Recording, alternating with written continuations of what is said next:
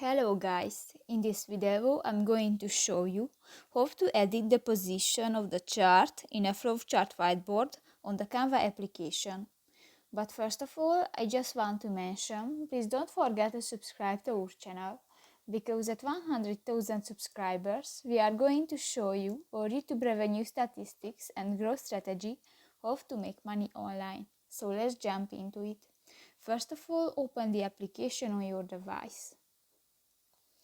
Go to the whiteboard section next to the docs button and click to the third option, the flowchart whiteboard.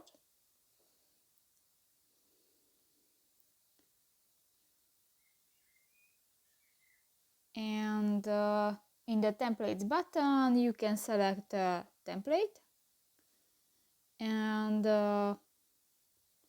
add the template to your whiteboard.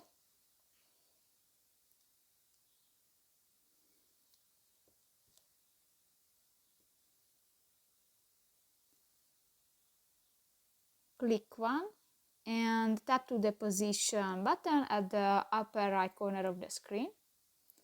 And here you can find set the width, height, and the rotate of the chart. So that's pretty much it for this video, guys. See you in the next one. Bye bye.